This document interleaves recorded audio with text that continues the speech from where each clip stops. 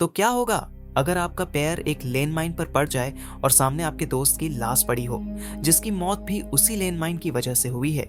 अब आदमी क्या अकेला ऐसे वीरान रेगिस्तान में कब तक जिंदा रह पाएगा? चलिए जानते हैं हमारी आज की कहानी। तो कहानी शुरू होती है माइक नाम के एक आदमी से, जो अपने एक मिशन पर जा रहा था। माइक एक सोल्जर है और वो एक बेहतरीन शूटर है। उसने अपने शिकार को कई बार दूर से ही एक ही सटीक निशाने से मार दिया होता है। उसने आज तक कई खतरनाक मिशन को सफल किया है। माइक के साथ उसका एक दोस्त भी है जिसका नाम थॉमस है। वो दोनों एक वीरान रेगिस्तान में एक ऊंची चोटी पर अपना डेरा डालकर किसी का इंतजार कर रहे हैं। उन लोगों को आज एक आदमी जिसका नाम सैयद आसिफ है उसको मारना है, जो एक आतंकवादी संगठन का हेड है। दोनों को ये मौका 6 साल बाद मिला है, इसीलिए गलती करने की कोई गुंजाइश नहीं है। सैयद अपनी गाड़ी से नीचे उतरता है और माइक अपना निशाना लगाने की कोशिश करता है। तभी वो देखता है कि एक लड़की अपने ऊंट पर से नीचे आती है और पता चलता है कि ये एक शादी है उसका दोस्त। थॉमस उसे कहता है कि इससे मिशन पर कोई भी असर नहीं पड़ने वाला है, उसे किसी भी हाल में सैयद को मारना ही है। माइक फिर से अपना निशाना सैयद पर लगाता है, मगर इस बार उसके बीच में दूल्हा और दुल्हन आ रहे होते हैं, इसीलिए वो रुक जाता है। मगर उसका दोस्त थॉमस उसे भी मारने को कह देता है, मगर माइक ऐसा करना नहीं चाहता है, जिससे इन दोनों में एक बेहद शुरू हो जाती है।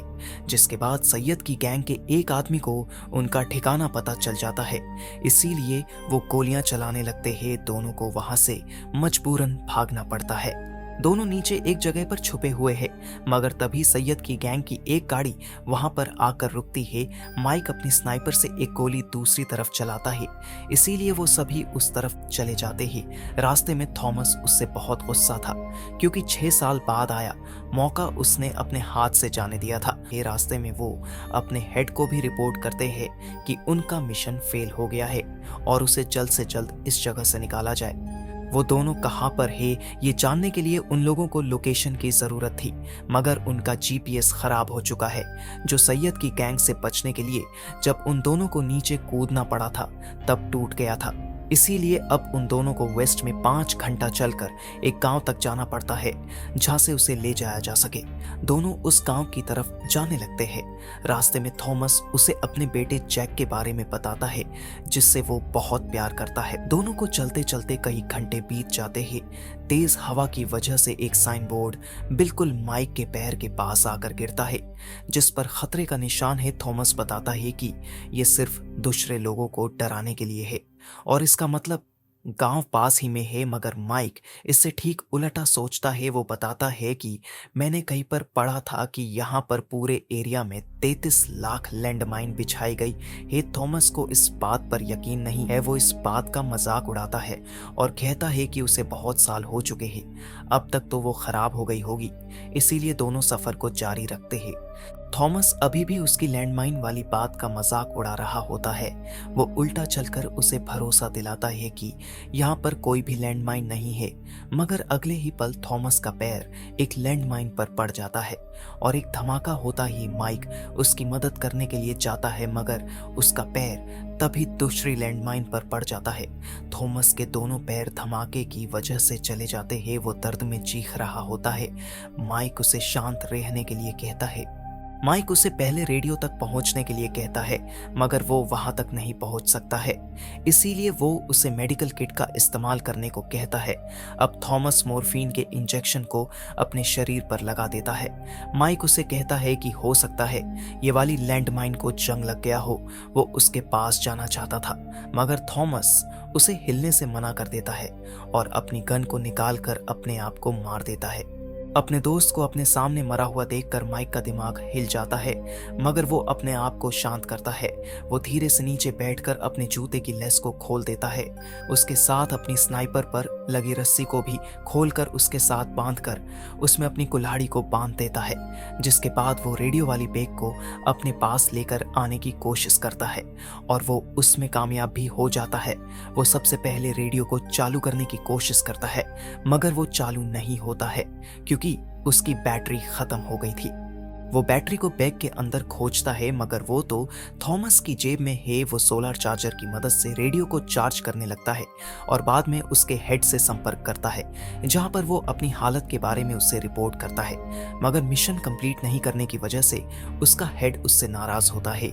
वो बताता है कि उसकी सारी टीम एक मिशन पर है और वो 2 दिन के बाद उसके पास से गुजरेगी, जिससे वो मदद ले सकता है। मगर माइक के सर पर तो हर वक्त खतरा मंडरा रहा है, क्योंकि जब सैयद की गैंग अपने हेड को सही सलामत जगह पर पहुंचा देंगे, तब वो जरूर उसे मारने के लिए वापस आएंगे।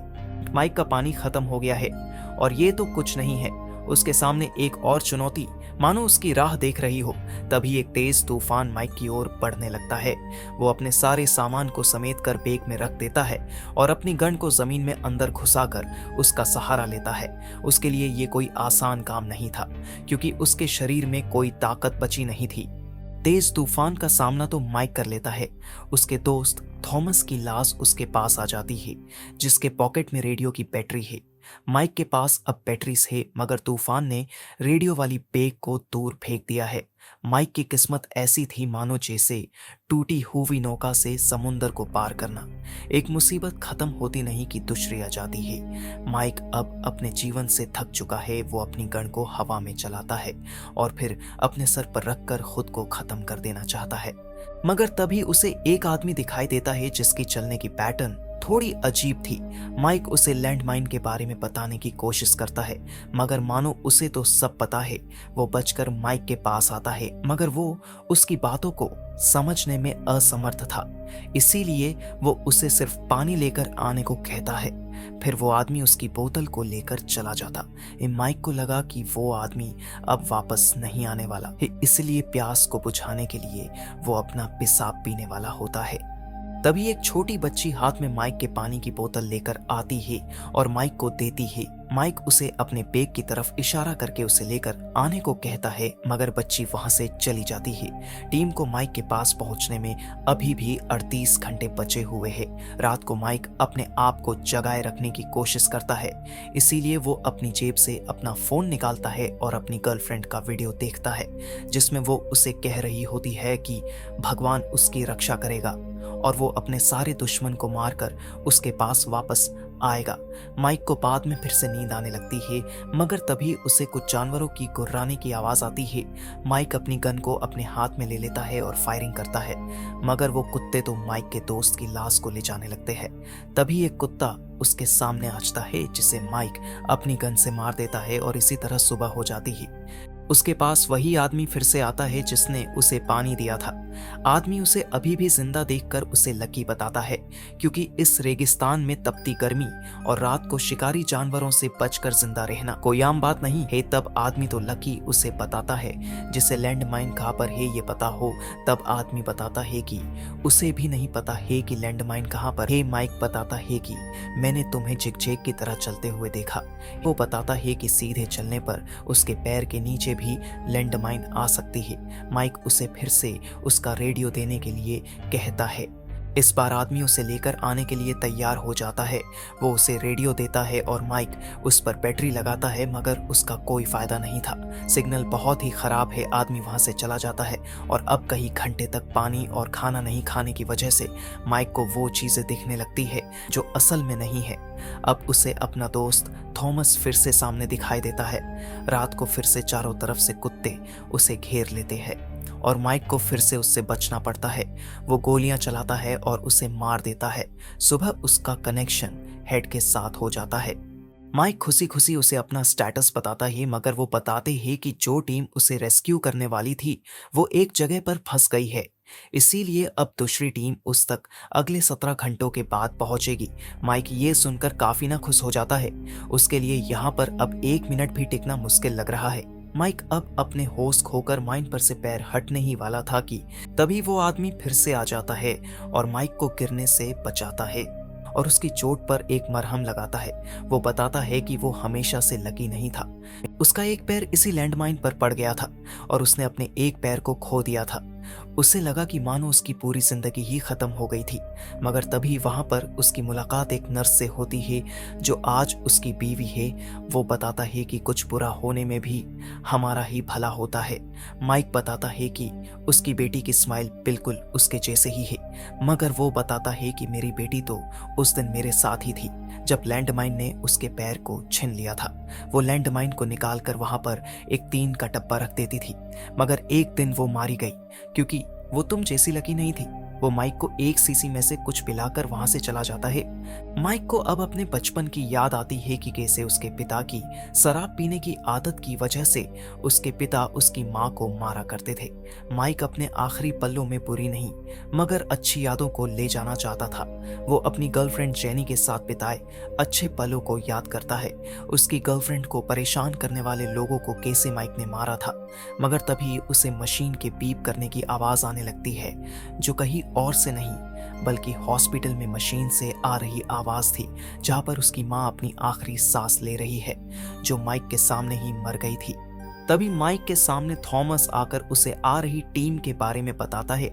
माइक के सामने सबसे बड़ी चुनौती थी उसका ध्यान अपनी तरफ खींचना। माइक के ठीक सामने एक फ्लेयर गन पड़ी है, मगर माइक का उस तक पहुंचना आसान नहीं है। माइक उस तक पहुंच जाता है और उसे जैसे जलाने लगता है कि तभी उस सैयद की गैंग के लोग गोली चलाते हैं और एक लैंड माइन फट जाता है, जिससे माइक के हाथ से फ्लेयर गन दूर चली जाती है। माइक अपनी राइफल को उठाता है और सबको मारने लगता है। उसके आसपास धूल का तूफान बन जाता है, जिससे उसे कोई देख नहीं सकता है, मगर वो सबको मार देता है। माइक अब एक फैसला करता है। वो हिम्मत करता है और लैंडमाइन से अपना पैर हटा लेता है। माइक को माइन ब्लास्ट होने का डर लग रहा है, मगर तभी कुछ भी नहीं होता है। वो जब उसे चेक करता है तो वहां पर टीन का एक डब्बा होता है, जिसके अंदर एक सोल्जर का खिलौना है। माइक की खुशी का कोई ठिकाना नहीं है। वो फ्लेयर गन को जला देता है और उसकी रेस्क्यू टीम उसे देख लेती है। वो फिर से अपने प्यार से मिल पाता है।